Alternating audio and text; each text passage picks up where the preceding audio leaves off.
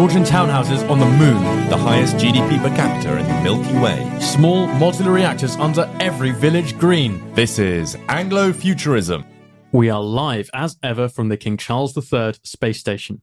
I'm Tomo, and you are just in time because Callum and I are looking out of our mullioned windows and beholding something magical. A few minutes ago, we watched through our telescope as the King Athelstan spaceport on Dogger Bank sent another launch into space. Having escaped Earth's gravity well, the craft is now visible with the naked eye from our windows. And it isn't just any spacecraft, because its design is an incredibly elegant form of Art Deco. And here is its pilot, the one and only Samuel Hughes. Samuel learnt about architecture at Roger Scruton's knee. He has gone on to become a research fellow at the University of Oxford and head of housing at the Centre for Policy Studies. He writes beautifully about architecture and does so most often for the online magazine Works in Progress. Samuel, welcome to the King Charles III space station. Lovely to be here. Before we get started, Samuel, an important question. What do you think of the way we designed our space station? Listeners, there's a picture of it on your screen. I think it's a very charming piece of work, Tom. You should be very proud. I don't know. I mean, what do you see architecturally when you look at it? I mean, obviously, I'm reminded of this this phenomenon that is so recognizable from the mid-19th through to the mid-20th century, where very novel building types were implemented in traditional architectural styles. Sometimes that was done consciously to make something that may have seemed like bold or alarming, reassuring and familiar, and to link it back to the country in the past. I normally I'm normally in these contexts where people are, obviously later on this idea evolves that there's some kind of heresy in using old styles in new contexts, and I think that's quite silly. But I should also say, I don't think there's anything wrong with using new styles in new contexts either. And so I'm very happy to have a neo-Tudor space station, but I'd also be very happy to have space stations in it. And sometimes people want to have something which is identifiably different to the past, and that's also fine. Well, it's our gastropub space station. It's safe to say we're the only space station with half timbering. We'll be talking today about the common complaints one hears about the British built environment and about the most reliable ways of providing buildings, towns and cities that people actually like. We'll also talk about the future of British architecture on Earth and elsewhere. Samuel, perhaps we could begin with these complaints about the British built environment. What are the most common complaints? I think there is a sense among many that post-war, the built environment that many of us live in has become uglier, of a lower quality, and maybe even more hostile to the people that are living in it. What do you think about that? Clearly something like this is quite widely felt. I occasionally ask Twitter this question, like, can you think of a building certainly before 1900, certainly before 1850, which is a clearly ugly building? And you probably can find, if you really look carefully, you can probably find the odd example, but it's very, very difficult. Was building in the 18th century better quality? Well, that's another matter. Actually, lots of it was really shoddy quality. It was terribly overcrowded. Obviously, sanitation was terrible. When we get on to stuff like building safety, like builders in the 18th century were extremely rapacious and were constantly breaking the rules that existed, or and having these buildings that would fall down at the drop of a hat. So in some respects, the built environment's much better now. So you think there's a certain element of nostalgia here, or maybe even just survivorship bias? I mean, if people idealize the cities of the 18th century and think that they were wonderful in every way, that I'm sure that's nostalgia. And of course, nostalgia is a force at work in our natures and will lead us to view, other things are at work too. Sometimes we view the past as all bad, sometimes it's all good. But there will be an element of nostalgia. The general rule has to be with pre-modern cities. Certainly pre-modern buildings will be worse in most ways, with the one curious exception of their aesthetics, especially their external aesthetics. And there's this really funny anomalous effect whereby it's pretty hard for anyone to find a building from the 18th century or any previous century where it's really straightforwardly ugly, although it might be shabby or decayed or quite basic or whatever. Whereas everyone can find lots of buildings they don't like today. Again, that includes, people trained in architecture schools or whatever. So something interesting is going on there, where in general, on the whole, you see an improvement in quality that parallels the improvement in quality of lots of consumer goods. But in this one respect, something else seems to be going on. We've traded beauty for a basic standard of quality. I don't know, maybe. But of course, something like this, I mean, it's probably still true with very expensive buildings today. And it was probably the case in the past. There were a lot of buildings, vernacular architecture in the past didn't necessarily have a lot of money put into aesthetics. I mean, they didn't have much money to spend on anything. Do you want to just provide a definition quickly of what? Vernacular architecture is like everyday architecture. Cottages in the countryside, for example, but sort of everyday urban architecture is also more loosely, you can think of as vernacular. Cottages in pre-modern England did not have money lavished on aesthetics. They had less money spent on aesthetics than virtually any building today, apart from like really industrial order, and certainly far less than any high-status building today. And yet still, I mean, we wouldn't want to live in one, but well, many do. Well, once they've had very expensive renovation work done on them, it's. But like, I'm pretty sure none of us would really want to live in a thatched cottage from the Middle Ages without very extensive work to turn it into like boutique chic Middle Ages. You might be sitting here with the only two men left, perhaps. But yeah, something very interesting is taking place in that respect. There are a few other things with cities. There are some collective action problems. So clearly there's an issue with cars. Now, I'm not anti-car. Like, they're amazing things. They make probably rural areas will be very heavily depopulated nowadays if it weren't for cars, because it's just so impractical to live there relative to. But in urban areas, there is clearly this question of how they destroy public spaces. And if you look, the best photos can't really capture it. And the best thing to do is to get very early footage that you can still find some Edwardian footage of the streets of London before cars move in, and they are some. I mean, some of the thoroughfares are crowded with carriages. What you can't see in photographs is that carriages move extremely slowly. They move often slower than pedestrians, or very slightly faster than pedestrians. So the carriageways were not really inhospitable spaces for. And we look at all we've got quite robust pricing data on this. You look at the high streets, the arterial roads in London, almost always more expensive than the side streets, right up into the 20th century. And the famous Booth poverty maps, the arterial roads will be these strips of the like most elite housing, or whatever a relatively higher grade of housing amidst poorer housing around. And now they're always these like ribbons of relative deprivation. You go to lots of areas of North London where the high streets are quite shabby, quite run down, not very nice places to be, and incredibly expensive side streets that you step onto. That's obviously an effect of the environmental damage that cars have. So there's probably the two obvious things. You've got something about the external aesthetics of buildings, and then you've got this kind of collective action problem about cars, or some kind of externalities that cars have. And those between them can make lots of urban spaces, in some respects, more unpleasant places to be than they were 150 years ago, which is a crazy thing. Like, so strange, given how, in so many other respects, the standard of living of everyone on that street is vastly higher than it was at that time. Samuel, could you unpack for us those aesthetic differences between the older buildings and the newer ones? I mean, there's a lot going on. Clearly, if you were to take vernacular architecture from the past and compare it to almost any architecture today, the difference is probably mainly has to do with materials.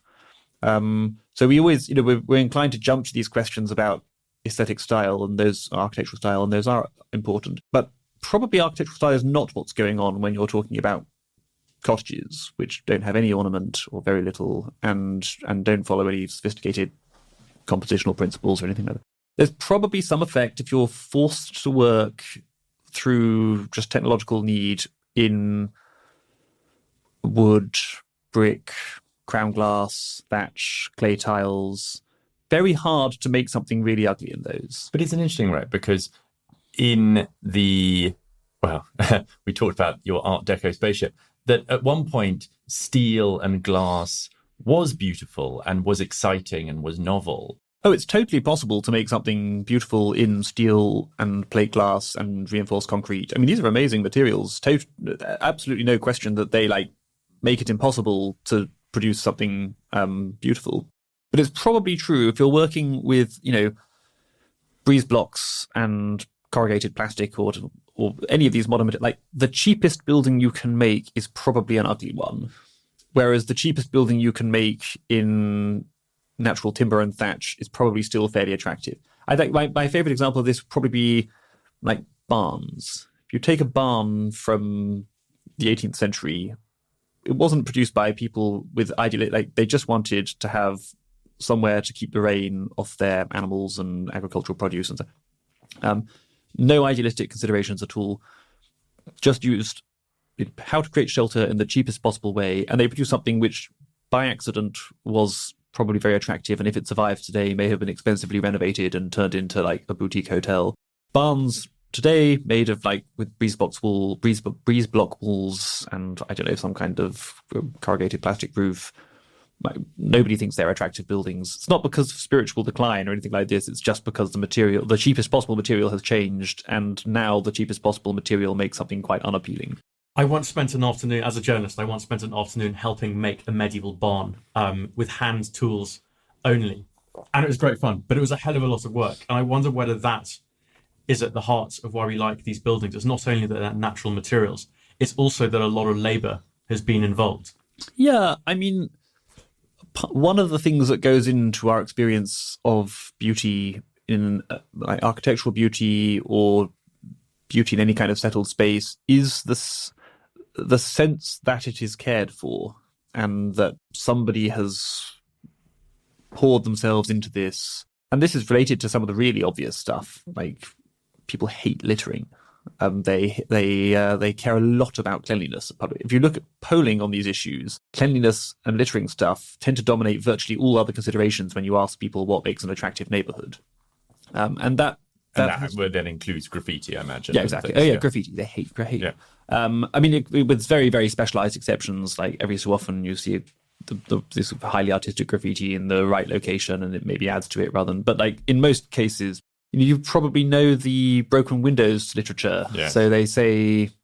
I mean, it's highly controversial, this amongst social scientists, but there is a body of evidence to suggest that once you break one window in a street and you don't fix it, people going through that street, they look at the window and look at that. Society can't heal itself. Society is weak.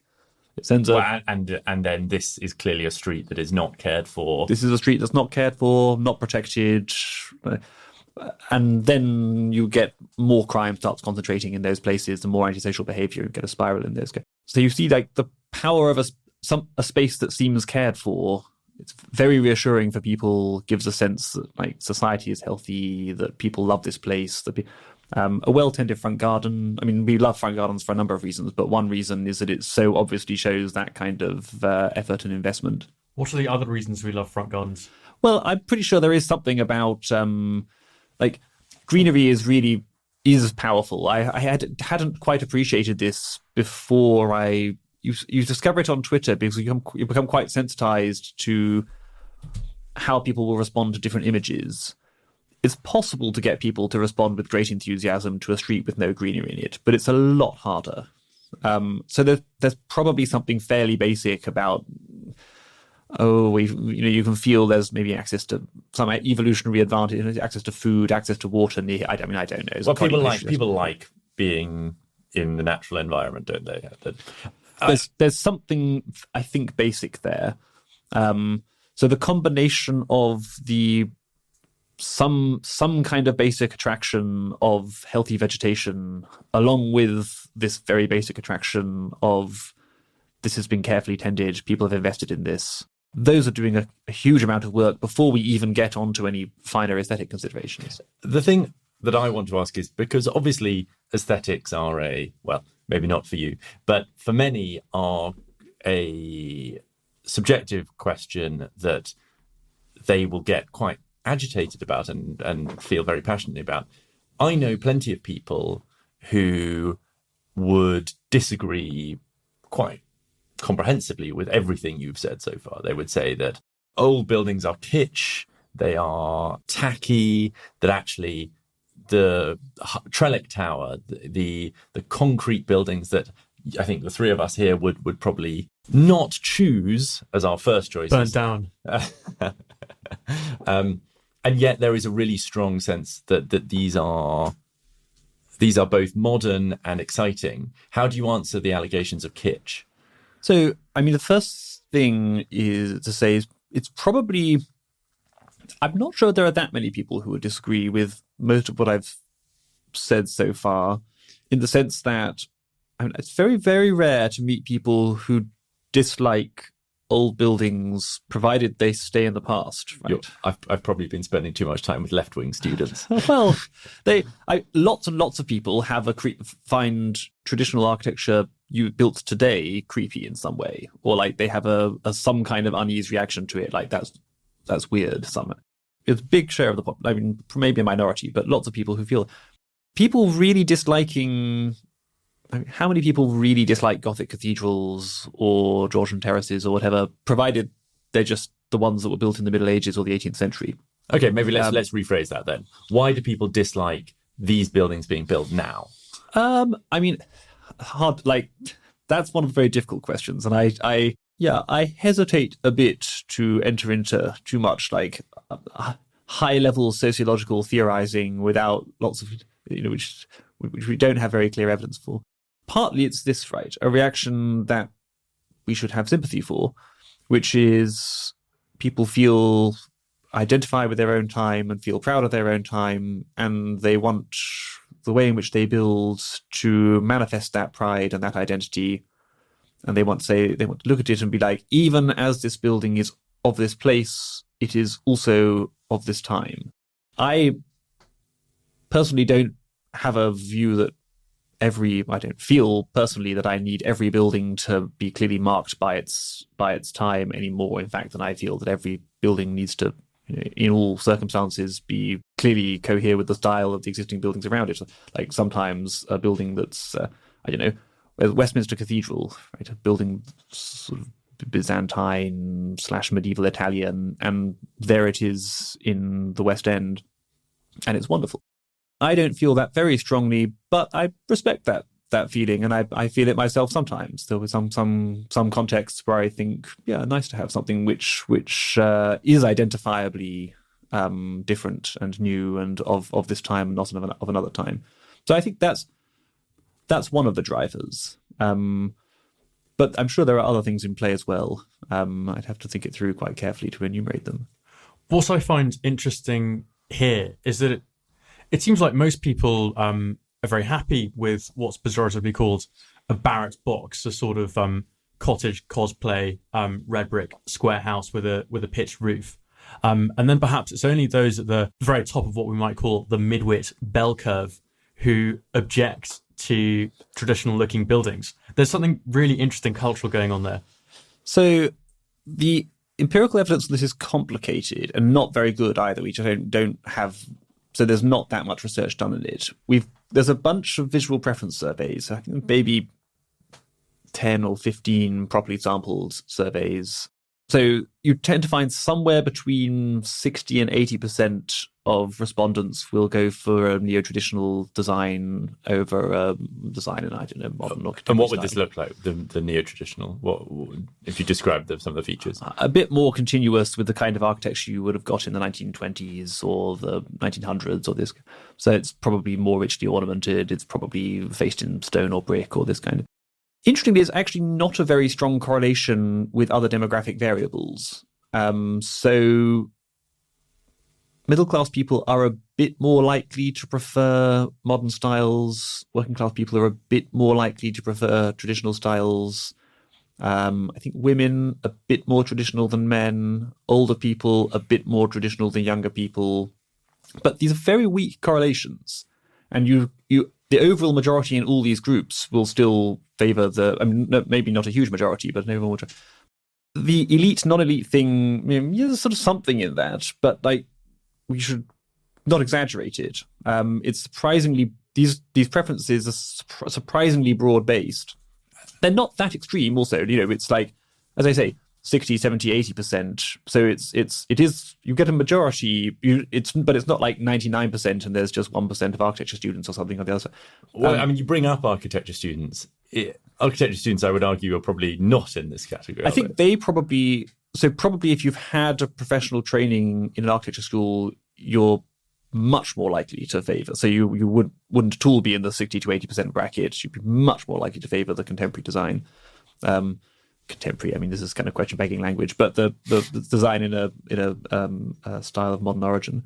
So there is some effect there, and there's the famous David Halpin study, which has been replicated a few times, where he looked at he took students two university students, and I think they asked them to rank the beauty of human faces. You get a bit of interpersonal variation, but there's no correlation with degree class, and there wasn't really any correlation with which year of your degree program you were in. And then they got them to rank beauty of buildings, and for each year of study, the architecture students diverged from the other students, and by the end of their program, their preferences were almost the inverse of those of the other students.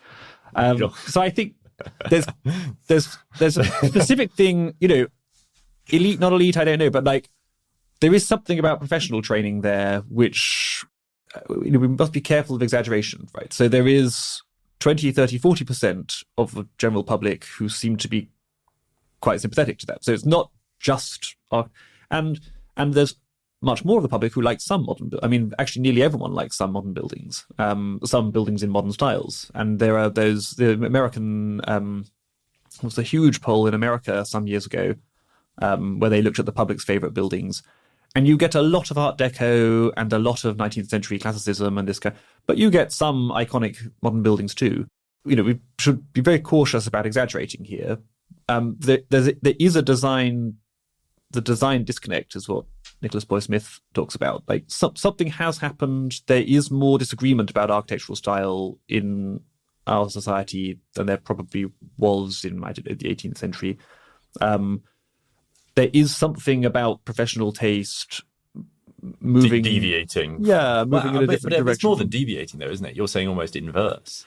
Well, you're being very conciliatory here, Samuel, but it seems to me that we should shut down these architecture courses until we figure out what the hell is going on. Clearly, exactly. We're covered with Barbican towers. We've got the fifth columnists inside the walls. Architects do lots of wonderful things, and we should it is quite correct that we shouldn't get hung up exclusively on questions of facade pattern. I work with architects on lots of policy issues where we agree on 95% of stuff, and it's true the disagreement is focused on the 2 inches on the surface of the building, which we can bracket for many purposes. Now, I think facade's very important, and it's totally worth talking and arguing about those things. But it's a very good idea to dial down some of the good and evil language that people get into on this subject. But lots of perfectly good faith people trying to do good work, and they just have somewhat different sensibilities. I'm going to quote a great man here, Samuel. And in this piece of writing, he was talking about King's College on the Strand. And you are this writer. You said some people like this building, some do not, but all must experience it. I would say all must endure it. But there's an interesting point here, isn't it? That architecture is something that everyone has to experience. You can't opt in and out of it if you're on the street. Yeah, that's why we do to some extent have to argue about this, which is, it does have that need to be thrashed out in a way that's much less true for, say, music. Music, we can have different tastes, and by and large, that isn't really a problem.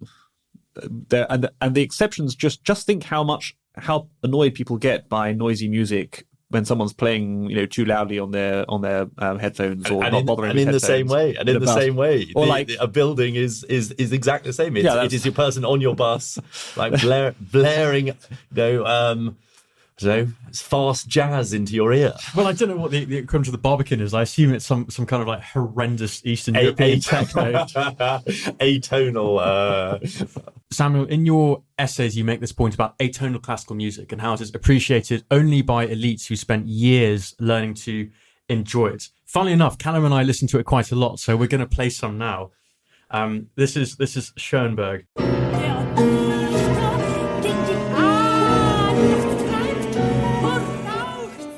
that bit of music to me was utterly transporting, as are the works of Ezra Pound and James Joyce. In fact, Callum and I were just leaping through Finnegan's Wake while you were on your way.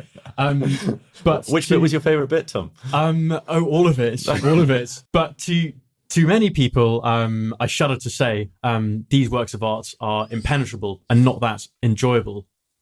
And it seems to me that architecture, as you say in your essays, it's a special case where we cannot assume that everyone has had years of education. You make an interesting distinction, don't you, between what is challenging and what is easy in art? Yeah. So, I mean, we're listening to Schoenberg. Now, he's very widely admired among people who know a lot about music. Roger Scruton loved Schoenberg, right? So, this is the product, right, of centuries of musical evolution. Yeah. But it's heavy going for lay people. Now, we can ask this question: what was going on in the culture that led to the rise of this kind of difficult music in the 20th century? That's an interesting question. If we were, music critics, we can ask the question: is it possible to write as great music in, as great atonal music as was previously written tonal music? That's another complicated question. We can kind of, when we think about architecture, we can bracket a lot of these. And it might be true that there's just as great work in challenging modern styles as there was in easy old styles. But there's still a bit of a social issue here, which is people who don't have time to appreciate the challenging modern styles still have to put up with them. That's true of architecture in a way that it's not true of music. Well, and so everyone needs a house, don't they? Everyone needs a house, and not even your own house. Everyone has to experience other people's houses. So a conspicuous public building or department store or whatever is experienced by, if it's a conspicuous location, it can be experienced by many tens and tens of thousands of people every day, none of whom paid for it or have really any control over what it looks like. They have a little bit of control through the planning system, but that's why for the last 100 years, one of the reasons why for the last 100 years we've had so much more public control over architectural form than we do over music. We don't have a planning system for music because when people consume music, they don't do any harm. But when they consume architecture, they potentially make a huge nuisance of themselves to other people around them. And that's why, we always have public control over these things. And that's why we do have to argue these things out to some extent and to try to find, as close as possible to consensus styles that we can all live with. But many would say that now the planning system is now strangling architectural styles and is even damaging buildings that are being produced. I imagine you saw the ruling about window sizes. That's not planning. That's a building regs issue. But is it not? But are they not part of the same thing? Well, we can't build beautiful. We're not allowed to build beautiful townhouses anymore because the regulations prevent us exactly. from Two staircases, building nice little windows on the first floor. We can always have. I mean, there are plenty of arguments to be had about whether the planning system makes all the right calls, whether it weights some variables too heavily, and sometimes I'm known to have criticised lots of planning policies and lots of building regs in my work in the past. But we can all accept the principle of some public stake in what buildings look like in the way that we wouldn't dream of for music or for literature or for painting. And this, although that didn't happen through government bodies in previous centuries, versions of that did still happen through, for example, the great estates. The big unified private landowners would exercise very tight control over what people could do with their facades because they knew one ugly building can destroy the value of all the buildings around it and can be a nuisance on every pedestrian that walks past. Well, this was the idea originally behind freeholds, right? So the leasehold freehold system worked to guarantee this in some contexts. So you had these huge. So here's one basic issue with beauty in architecture, that the owner of the building bears all the cost of making it beautiful, but the beauty of the building is a blessing for everyone who goes past and everyone nearby. So it's a standard case of a positive externality, and if you have fragmented ownership of buildings, you're likely to get some market failure. You'll get less beauty than would actually be socially optimal. There's great research on front gardens, actually, in this respect. If you if you have a concreted over front garden and then you replace it and you put in a proper front garden, it does increase the value of your property a bit, but it also increases the value of all the other neighbouring properties. And you don't capture any of that, the value add that you've done for them. So there's a clear market failure issue. The Great Estates was this old system that we had in the West End, still have in the West End of London. We had huge areas of land with one owner, and that owner, because they owned all the properties, they carefully curated each one. They didn't want it to be ugly and to destroy the value of its neighbours because they also owned the neighbours. And so you've got these extraordinarily well-tended neighbourhoods. And then they had this system where the original owner arose for very funny, anomalous reasons, but the original owner maintained a kind of continuing stake in the building, the freehold, and could control what the leaseholder, the resident, did with it, and could, in some circumstances, even require them to further adorn the building if they thought that styles had changed such that some further adornment would be good. And those, I think today you see this, it's like Oxford Street versus Regent Street. So Regent Street is a great estate, or a part of a great estate. Oxford Street is not. And at Oxford Street, you can see some race to the bottom effects. There's lots of highly unpleasant shops and highly unpleasant buildings jostling for attention. Regent Street, very carefully curated, and the Crown Estate, which owns it, definitely has a conscious strategy where they will not always let the building to the highest, the bidder who can pay the highest rent, because they will sometimes say, no, we have to maintain the character of the street as a whole as a destination. And that means sometimes saying no to the best bid on an individual plot. And yet this leasehold freehold system has drawn, I think, the ire of many and is facing being it's very controversial eradicated. For lots of reasons. You do end up with these giant landowners who are able to charge rents in perpetuity on big areas of the West End. It's no surprise that that's controversial. But it does have this, and in other parts of the country you get leasehold freehold without great estate effects. You just have in the Northwest there's for some reason until recently, normal houses in the Northwest were sold on leaseholds and rather than freeholds, and there were cases of abuse where written into the contract, your rent doubled each year, and suddenly you had these crazy rents exponentially rise. So lots of other stuff going on, but an interesting effect in London, especially, and to some extent in some other places, where you got a private authority but doing development control. So it's kind of like a proto-planning system for a given neighborhood. And they were absolutely, they had really tight specifications over what people could do with their building, over rules on maintenance, over what you could do on the facade. Didn't necessarily care much about what went on behind the facade. But it shows, it's a good example showing that development control is basically a good thing that value maximizes. And if you have a private owner with a substantial load of property, so that, as economists would say, so the externalities are internalized, they'll do development control. Previous keepers of the King Charles III space station, including Kenneth Clark and the Venerable Bede, found that the spacesuits of the time were uncomfortable and allowed little mobility.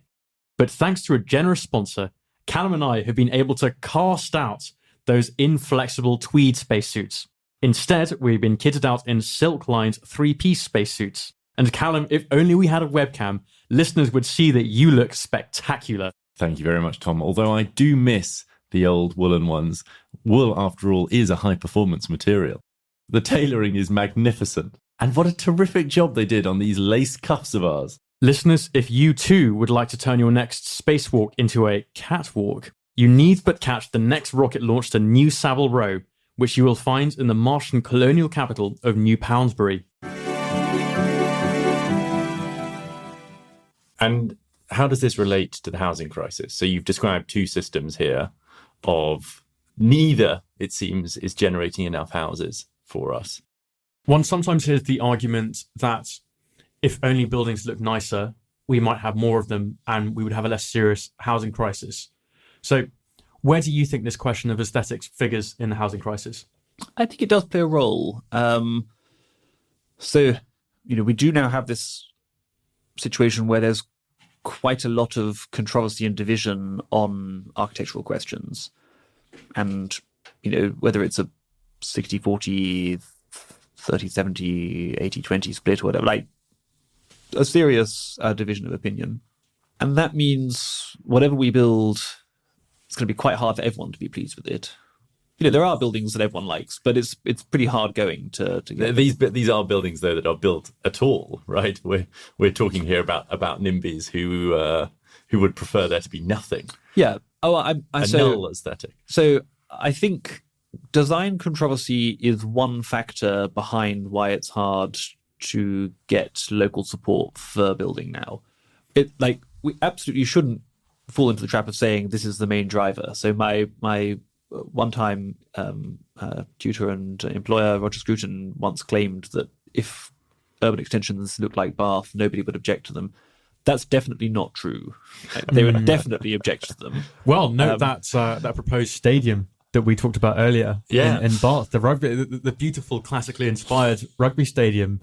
And the NIMBYs roused themselves and objected. But they were objecting, right, to both stadiums, weren't they? Or was it specific? Oh, were they objecting to any stadium whatsoever? We've got, probably the most obvious example of this at the moment is the Duchy of Cornwall is trying to do an urban extension in Kent.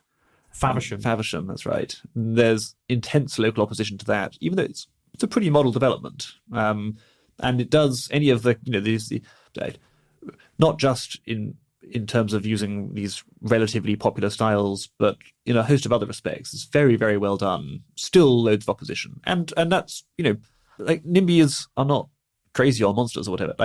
It's very nice having fields next to where you live. People love nature, and having more people, people are pretty annoying. Having more people making a nuisance of themselves and putting pressure on your local services and local infrastructure, changing the character of the neighborhood, all this stuff, all that's still true, even if you're building Bath, even if you're building Duchy of Cornwall, Faversham.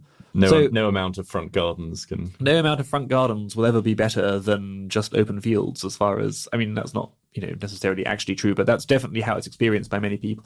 So when you're looking at greenfield urban extensions, design, if you make it really as popular as you can make it and as well designed as you can make it, you probably solve opposition a little bit.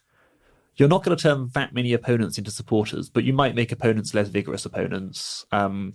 You might attract a bit less wider sympathy for them. That's if people look at the renderings and well, that is beautiful. I don't really feel sorry for you to have that going up next door. That probably has some political effect. Nonetheless, it's definitely not a magic wand which will suddenly make everyone clamour for building next to them. I think probably in urban sites, it's a bit more complicated for sort of brownfield sites. We did a paper at Create Streets on mansard extensions, where we suggested... What is a mansard extension for the listeners? Mansard's a kind of roof extension that was done quite often in the 18th and 19th centuries, where you have a steep lower pitch and then a shallow upper pitch. You'll see them all around you in London. You won't notice them because they're such a established part of the visual landscape. Well, Haussmann's buildings in Paris are characterized by these zinc multi-story mansards. Yeah, they've got most Parisian buildings have mansard roofs. The mansard type was invented in Paris. They have big mansards that were generated by the light plane, the building regulations they had in Paris at the time. And they will have, I think it's a slate lower pitch and a zinc upper pitch is the rule of in Paris. And we have our own version of this. They're normally just one story, but you do get multi-story mansards in. So we did a paper arguing, why don't we let people do this again? There's lots of buildings where they would have done this had floor space values been high enough, but never got around to doing it. Tends to not be allowed under the planning system nowadays. But people really don't mind. Why don't we just let them do it and require that they do it in the style of mansard construction in the neighbourhood at the time the building was there, so it looks like it's always been there. It's a little bit of a heresy in conservation terms. And that paper, there was basically no pushback. We had endorsements from Michael Gove to Caroline Lucas. It was really the reaction was very much like, surely this is allowed already. What's the problem? Of course we should do this. And there, I think if we'd been arguing for something really architecturally bold, if we've been arguing for glass boxes on Georgian terraces, you would have got a lot of pushback on that. Because this is easy, right? It's an easy. Well, it's very clever as well because you leverage the self-interest of the individual NIMBY against the interest of the entire NIMBY class. You build a mansard, you increase the value of your own house. The divide and conquer. You have to hope that nobody else does it. I mean, that's true, Tom, but it wouldn't have worked if we'd been going for glass boxes. And that, abstract from the question of which of these is intrinsically better or whether glass boxes are a sign of cultural subject. Like, we don't need to worry about any of that. Just ask this question, like, which of them has, most lay people will be like, yeah, that looks fine. What's the problem? And which of them will create like a strong negative reaction? And I think when you get to those kinds of very amenity-driven objections on brownfield sites, those kinds of design questions actually can make the difference. I think that's probably the mansard thing is politically workable, could stick if you stick to making them look like 18th, 19th century mansards, and it couldn't be done if you want them to look like bold modernist mansards. So I don't want to say, this design disconnect question is the main driver of the housing shortage. That's definitely not true. In most cases, it's a small contributory factor. In some cases, it's quite a big factor. And if you can find a solution that gets around the design disconnect, suddenly the political problem becomes much, much more manageable. What I'm hearing is that the solution to the housing crisis is softly catching NIMBY. Yeah, I mean, you get these online YIMBYs who will use this language of like, we've got to crush the NIMBYs. And, a YIMBY is a yes in my backyard. Well, Tom and I disagree on this, actually. That Tom, I think, is very pro, I don't know, line them up and run the bulldozer over them on the way to the housing development. Well, I agree. I tend to agree with you. Well, regardless, so abstracting for a moment from the question of whether it would intrinsically be right to crush the NIMBYs, like, the NIMBYs are far more powerful. You can't crush someone who's repeatedly beaten you time and time again. Crushed you. Yes. When crushing gets involved, the heavier party tends to have the upper hand. This is honey badger attacking the elephant behavior. So like, regardless of whether it's right or wrong, it's definitely a stupid strategy to go in for confrontation rather than trying to find win-wins here. I do also think, I was taught by Roger Scruton. This was a man who deeply respected NIMBYism in some ways. Like, and as NIMBYism is rooted in that sense of like investment in a place, of loving a place as it is and things as they are, loving your house price and your relative. No, wealth. it's more than that, Tom. I'm being unfair. It's more than that. The house prices thing, like, most people don't understand price mechanisms. So the idea that people mainly oppose house building because it will depress overall national house prices, I just don't think that's correct. When you've encountered how little people understand microeconomics, it becomes very hard to believe that they oppose house building because they want to preserve their property values. I think they want to, and also people don't care about house building when it's happening somewhere else. Although house building somewhere else still affects property values, they care about it when it's happening near them because it's damaging something that they love, or at least threatening something that they love. And this is an extremely respectable. This is an instinct that we should honor and seek to cherish and cultivate in the English people. But it may have led to a problem in this case, which is that instinct is so empowered and has so much political force that it's now leading to a kind of a collective action problem, or it's strangulating the possibility for other people to get that stake and that home that established homeowners have. So we do have clearly there is a housing shortage, like an acute housing shortage. It's a gigantic social and economic and cultural problem, but the roots of that are not something that we should revile. The roots of that are something that we should honor, and we need to find some way to kind of get round this problem, but without destroying the impulse that's led to it. I'd agree, and I think I am very anti having a year zero style of everything. Right, everything will be new. We'll just get rid of what's happened. Things have to be tied into the past and connected in some way that for people to feel bought in and have a continuity with the past. Yeah, and societies, created a very legitimate expectation that you're not going to have disruptive building near you. And that expectation leads people to invest in their neighborhoods because they think this is going to remain really good and really appealing. I've got that security. That makes it worth my making this investment. Be very careful about overthrowing legitimate expectations that we've created that give people that kind of security to invest. That the investment that they have put into a place, space, their local environment will or could be potentially torn away. Yeah. The crush the NIMBYs stuff I view with great wariness, even though, clearly we do have a gigantic problem here. And I do think with an enormous shortfall in homes, especially in London and Southeast, and things are going to have to radically change. What are the mechanisms that you've seen that are able to balance these two impulses successfully? Well, there's interesting international precedents. So I'm interested in these voting-based upzoning systems. Tel Aviv famously has a system where individual blocks can vote for permission to add some floors. This came in originally to pay for retrofitting better earthquake security into buildings. But now it's just people have realized this is a way in which we can deliver a lot of housing in Tel Aviv.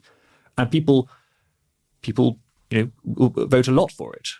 Hang on, I'm prepared to have my current home demolished or seriously, disrupted for a period of time.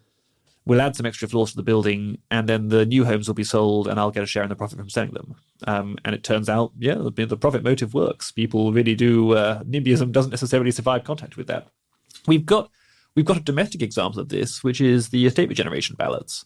So those were introduced in London in the 2010s, and a lot of people thought this is going to kill estate regeneration. There's no way that people are ever going to vote for their housing estate to be demolished and rebuilt at higher densities with all the intense disruption to their lives that entails.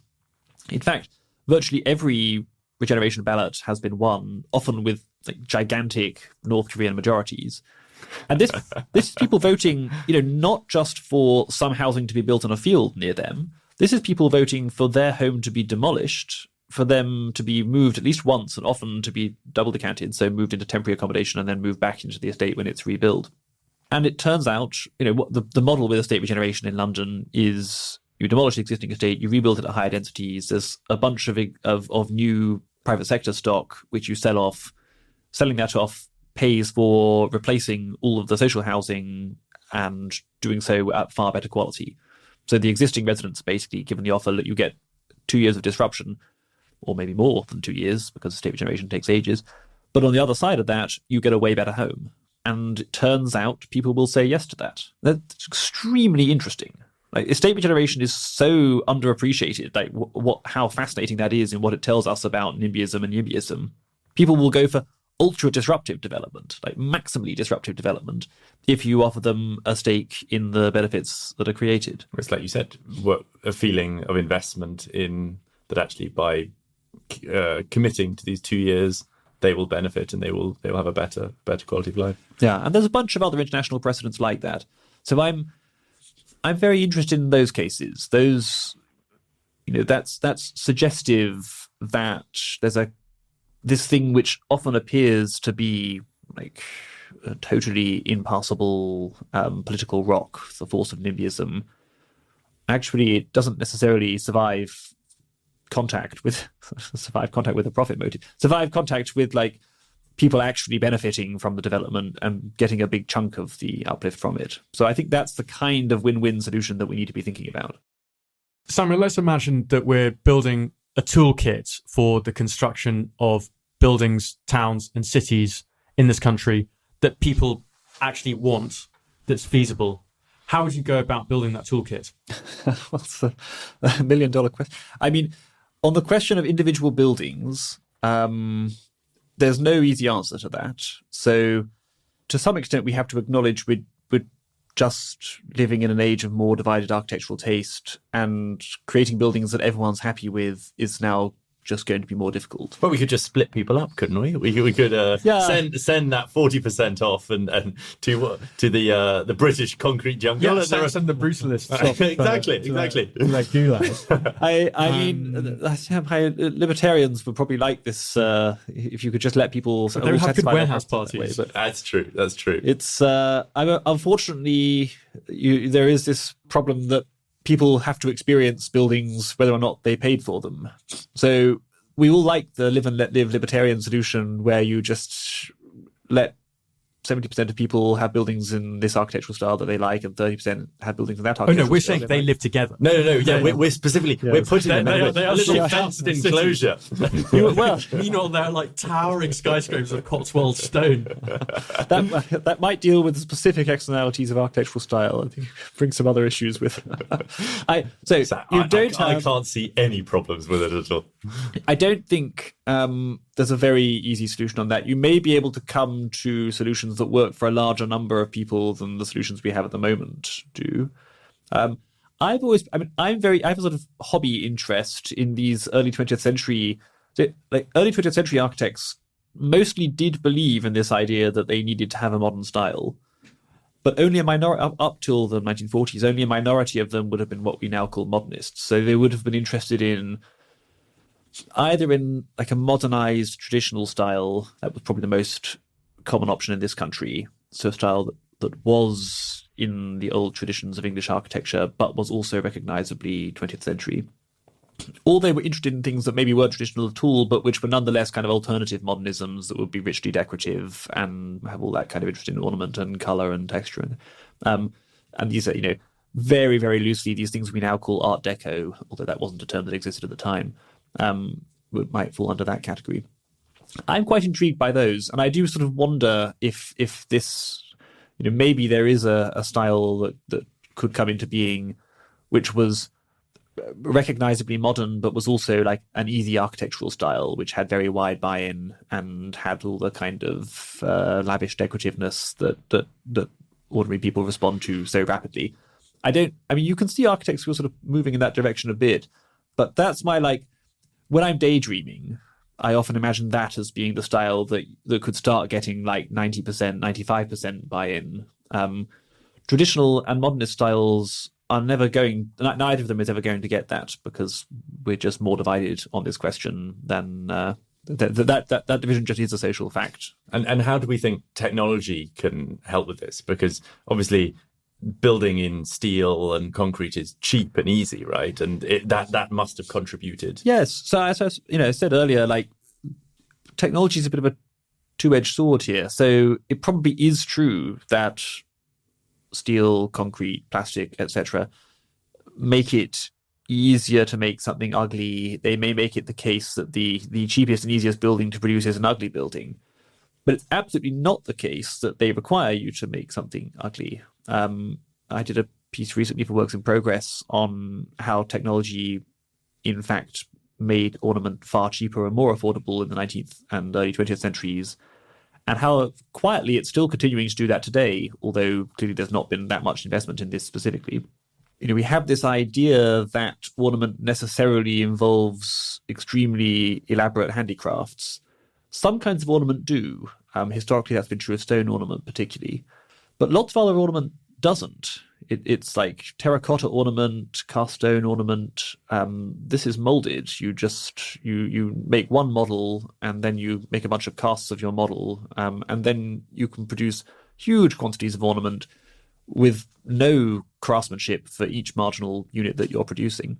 But actually, stone is potentially the problem of stone ornament is ending, Tom, isn't it? Well, it's certainly getting easier. There's this guy in New York who set up a company, Monumental Labs, where they've now got a robot that can. They've only got one, but he's got high hopes for his robot.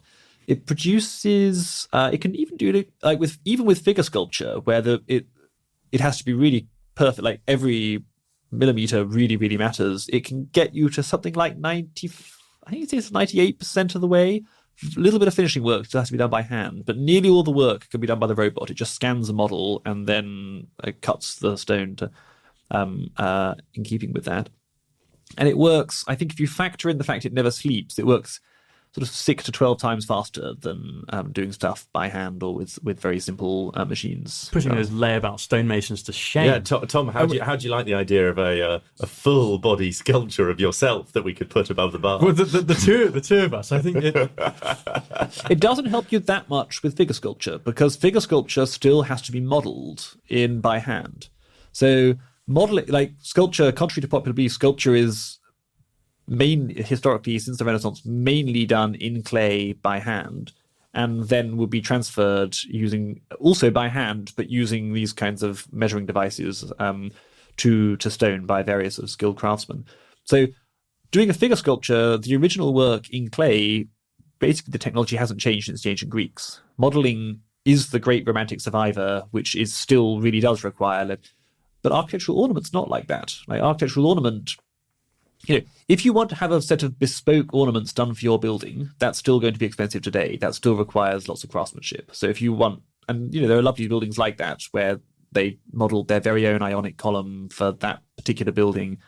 And that is a nice thing. That means like the whole building, down to the finest detail, it breathes the particular design concept of that building, the particular intentions. It's very, very appealing. Nonetheless, it's probably true for most of us that our interests in variations of the ionic column, if you had like 50 stock ionic columns or 100 stock ionic columns, most of us would we'd be satisfied by that point. I personally can't tell the difference between them.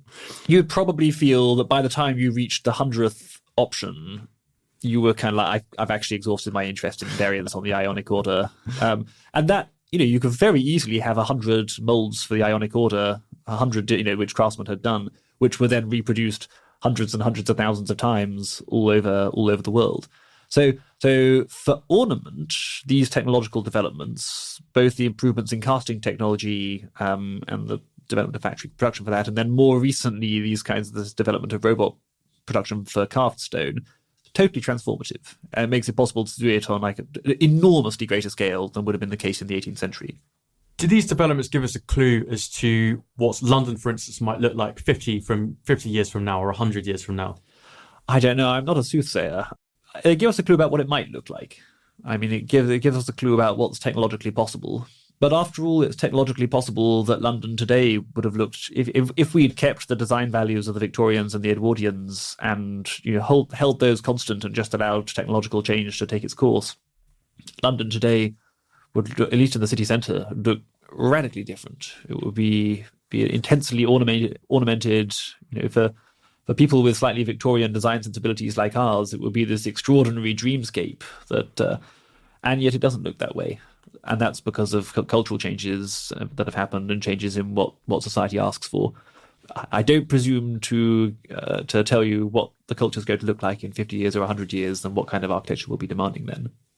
Yes, culture is very hard to predict, but I think there are other interesting technological developments, like the rise of the mass timber skyscraper, for instance. So buildings made of wood, basically. It seems that in the future we will find it much easier to grow the kind of natural materials that are pleasing to the eye. Like I spoke to one scientist who's able to synthesize bone in her laboratory, and thousands of years ago, humans lived in buildings made of mammoth bones, for instance, and it just happens that bone is like a very, very strong, light material that you can make. Basically just grass and sunlight. So it may be that there will be a time when concrete and steel will seem like anachronisms. We'll be back to natural materials. Yeah, the natural stone enthusiasts say this is already this day is upon us. And there've been a few buildings done with low-bearing stone in London recently. Taha did one in Clerkenwell, and they claim that it's price competitive. And it might be true that these natural materials, especially stone, stone and wood, they have extremely low embodied carbon. So concrete is basically you have to get the lime out of limestone. This takes massive application of heat, and then you mix it with various aggregates and sand and so on. So there's a huge amount of embodied energy that goes into it. Well, it contributes a vast proportion of carbon emissions, doesn't it? Yeah, concrete's, it's very environmentally destructive in that respect. Although, as I say, an amazing material in other ways, but a big negative externality. Stone doesn't have any of them. I mean, you just cut it out of the ground and you don't have to do anything to it. So it may be the case that if you priced in the carbon cost, stone would be price competitive against reinforced concrete. And then you might start seeing, you couldn't do it for skyscrapers, but you can build fairly substantial buildings in Oh, ye load-bearing of little faith. you can build pretty tall things in stone, but the thing with load-bearing stone is the Empire State Building. No, that's got a frame. Yeah, all the skyscrapers are framed. The thing with load-bearing stone isn't that you can't build tall. It's that if you build tall, the lower walls have to be incredibly thick and basically take up the whole of the lower stories. So it becomes quite inefficient. Counterproductive to the role of the No, skyscraper. you just put all the broom cupboards on the ground floor. You've got nothing. It's just stone. Well, in sort of from the 5th floor, you open a trapdoor and pull out your cleaning supplies. It's a quarry. Something like that. It all comes crashing down. all the loo cubicles are individual floors. So I'm not expecting the load-bearing stone thing. I regard as it's probably not going to turn out to be true that this thing is price competitive, or that we get a system for pricing in carbon in the way that makes it price competitive. If it did happen, that would be transformative. So like load-bearing stone is one of the materials where it's pretty hard to make something really ugly in load-bearing stone. It puts loads of constraints on what you can do because the width that you can span with stone is so narrow. All these displaced vertical, your windows kind of have to be on top of each other because you can't put all the weight of a wall on the lintel above a window. So all sorts of constraints on what you can do in a building are imposed if you're working in load-bearing stone. That stops you from doing some amazing stuff, but it also stops you from doing a lot of bad stuff. That's one of the sort of fun, unexpected ways in which we could be forced to start building pretty well again if the load-bearing stone revolution happens. But I'm afraid I'm not banking on that. Maybe we should put to use something more realistic. Imagine there's a British Martian colony. What might it look like? Would it be red brick townhouses? Ideally, what they're going to want is something which feels, if this is the English colony, the British colony, they're going to want something which is recognisably British, which means, in some sense, anchored in the architectural traditions of this country. Also recognisably modern because it's such a conspicuously modern building type, and people will be very conscious of that and probably want that to be expressed. I just guess they will want that to be expressed. We were told that the radiation of Mars would require an incredibly thick roof. Yes. So you wouldn't want to live in that mansard roof. There may be some quite substantial functional constraints of what you can do, and they'll probably they may want something which looks recognisably Martian. I've just been reading about Canadian and Australian architecture, and that was a big thing in the early 20th century, that they wanted something that was in keeping, something which expressed their English, or in the case of Canada, sometimes French heritage, but also something which was recognisably of the new place that they were in. And there were all these endless, these attempts to try and find what is the Canadian national style, what is the Australian national style. Really interesting. Some great work came out of it. And I suspect if you had a Martian settlement, people would want something which at once reminded them of their old home and also bespoke their new home. And that's the genius of architecture. Sometimes you can actually do that, and you can have your cake and eat it. One thing I find interesting, Samuel, is people's responses to fictional styles of urban design and architecture. And I'm thinking in particular of Hobbiton, which is where the hobbits live in Lord of the Rings, of course. And to this day, people still visit the set and fantasize about living there. And I'm sure our listeners will know, but these are little green hills with homes within those hills, round doors, that kind of thing, very, very cottage-like. And what I'm wondering about them is what about them so resonates with people's psyches? Yeah, it's an interesting question. I mean, one thing with fantasy architecture is you remove a lot of the constraints we've been talking about. So obviously technical constraints, but also you don't have to worry about being of a place or of a time because it takes place in a fantasy space. So probably the designers, they can solve for what is appealing to people without having to worry about some of the things which make that so complicated in real life design contexts. Well, the other interesting thing about fantasy architecture is how good a lot of it is. Someone was showing me stills from the recent television series based on the prequel to Lord of the Rings, City of Númenor, and I was like, wow, this is really quite a sophisticated architectural sort of eclectic hybrid that they've produced here. And I put this up on Twitter, and then people started pointing out to me the like different historical periods that had all been layered in, and this was built by the elves at this early stage, and you can see there's this slightly more Gothic influenced kind of architecture that you have there, and then this is the like quite remarkable that who are these people they've got who do this work? I don't really. So yeah, I think it's an interesting subject. Well, I like the idea that actually post Hobbiton, there is a depiction of a modernist shire in the Teletubbies, which is a similarly underground dwelling, but is maybe not as attractive and has fewer visitors every year. Well, one wonders what happens to the sewage in Hobbiton. One always wonders when watching those films, and I assume that at least they've sold that in the Teletubby version. Well, they've got the. I'm sure the What have they got? Teletubbies. I'm sure the Teletubbies enjoy a much higher standard of living than the Hobbits in almost every respect. Just accepting certain points about external facade design. They can't eat farmer maggots, carrots. What do they eat? Well, the Teletubbies eat pancakes. Oh, do they? Okay, Yeah, it was almost exclusively. Well, I think that's a wonderful note to wrap things up on, Samuel. So thank you very much for joining us in the King Charles. We're sure that listeners will want to continue to read more of your work. So where can they find you online? I think Twitter is probably the best place. Everything that I do ends up there in some form. And what's your handle? SCP, and then I think underscore, and then Hughes. Wonderful. Thank you very much for joining us. Thank you. Thank you. Goodbye.